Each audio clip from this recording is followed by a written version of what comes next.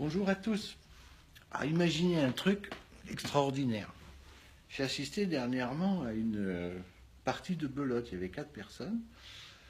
Et puis bon, ben voilà, il commence le premier tour. Et puis à la fin du premier tour, le dernier qui joue, il met un 7 et il rafle les 4 plis. En disant c'est moi qui suis maître.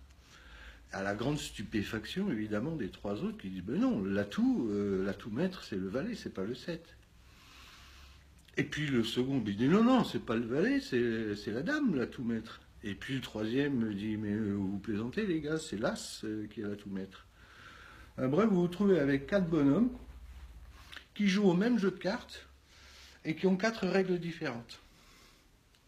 Donc je leur souhaite une bonne après-midi, hein, c'est la guerre assurée. Alors je vous donne cette petite illustration pour vous parler de la raison pour laquelle l'Union européenne ne peut pas fonctionner. La construction européenne ne peut pas fonctionner. Pour une raison qui est similaire à celle-ci, c'est que vous avez 28 États qui sont gouvernés par une entité, disons, supranationale qui édicte un certain nombre de règles via des traités internationaux, puis à l'intérieur desquels il y a un ensemble d'articles juridiques qui règle, si vous voulez, le fonctionnement de l'ensemble de ces 28 États à tous les niveaux. Et puis ces 28 États, vous vous rendez compte qu'ils sont ficelés, si vous voulez, à l'intérieur de ce système. Et puis vous vous rendez compte finalement qu'aucun de ces États n'a exactement les mêmes règles. C'est-à-dire que, par exemple, dans le domaine des minimums de salaire, eh bien, vous avez des États dans lesquels il n'y a pas de minimum de ce qu'on appelle le SMIC chez nous. Dans d'autres, le minimum, c'est 250 €. Dans d'autres, ça va être 300, 400, 600, 900. Chez nous, c'est 1500. On est les plus chers, d'une certaine façon. Hein. La question, c'est pas de savoir si c'est bien ou pas. C'est juste un fait.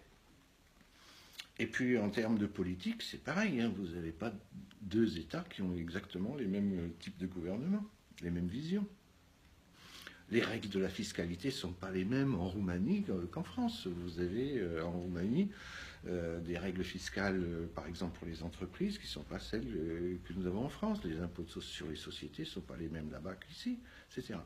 Moyennant quoi, si vous voulez, comme chacun a ses règles, et que chacun tient à ses règles, ce qui est normal, comme mon petit gars qui dit que l'atout maître c'est le 7, il y tient à son 7, il veut absolument récupérer le magot.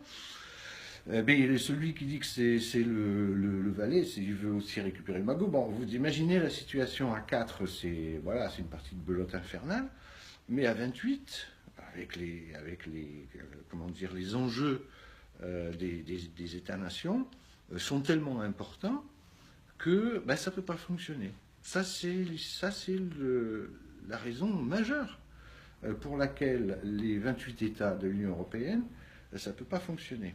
Parce que vous avez des intérêts qui sont différents. Donc quand certains textes sont favorables à certains États, ils veulent les conserver. Mais s'ils sont favorables aux uns, c'est qu'ils sont défavorables pour les autres, et inversement. Et donc en moyennant quoi, vous avez tout le monde qui, comme on dit, tire la couverture à soi, pour tirer le maximum de cette fameuse Union européenne. Et comme les nations n'ont aucune raison, si vous voulez, les Roumains n'ont aucune raison de se plier aux impératifs français, les Italiens aux impératifs grecs, les Lituaniens aux impératifs belges, que sais-je encore, eh bien chaque État garde jalousement son pouvoir et ses trucs, et puis ils n'ont pas du tout envie de céder pour les autres. Voilà, c'est ce qui est tout à fait naturel et normal. C'est un peu comme mon gars qui dit non, c'est le 7 qui est maître, c'est pas le valet. Vous voyez, à mesure où c'est sa règle à lui, ça peut absolument pas fonctionner. Ça, c'est la raison majeure. Donc, pas les mêmes règles au niveau des salaires, pas les mêmes règles fiscales, pas les mêmes règles politiques, pas les mêmes règles géopolitiques, pas les mêmes langues. En plus, vous imaginez à la belote, en plus, les 4 bonhommes, ils ne parlent pas la même langue. En plus, vous voyez, ça rajoute un peu à la complexité des choses. Il y a 5 ans, il n'y a pas 50 000 solutions, si vous voulez. Hein. C'est soit on reste dans ce système-là qui est absolument ingérable, malgré les promesses qui nous sont faites depuis 50 ans, où on nous avait dit que l'union fait la force, mais l'union fait la force à partir de l'instant où tous les États ont le même intérêt et la même façon de voir les choses. On est d'accord, c'est comme dans une équipe de foot, hein. Si tous les joueurs ont vraiment le même intérêt, ils jouent ensemble les uns avec les autres et les uns pour les autres pour atteindre un but final, ça va fonctionner. Mais si chacun garde le ballon pour soi, ben, ils iront pas très loin. Vous comprenez? Ce qu'on appelle l'esprit d'équipe. Donc c'est vrai que l'Union européenne nous a été présentée comme étant une union d'États forts qui serait capable de lutter contre la mondialisation, contre la Chine, contre l'Amérique, contre l'Inde, contre l'Afrique, contre la Terre entière et même contre la Lune, hein, pourquoi pas. Mais la réalité, c'est que ce n'est pas du tout ce qui se passe, parce que chaque État, comme je l'ai dit, a ses propres intérêts et ses propres règles. Donc ça ne pourra jamais fonctionner. La question qui se pose maintenant, c'est de savoir pourquoi c'est ainsi. Ben, ce n'est pas très très compliqué à comprendre, hein. C'est parce qu'il y a quelqu'un du dehors qui veut que ce soit ainsi pour empêcher en quelque sorte les États de fonctionner et de conserver leur souveraineté. Il n'y a qu'en Europe que ça se passe, hein, sur 200 pays à peu près dans le monde, il n'y en a que 28 qui sont liés les uns les autres par des trucs qui les empêchent en fait de vivre de manière libre, comme ce fut le cas pendant des siècles. Voilà.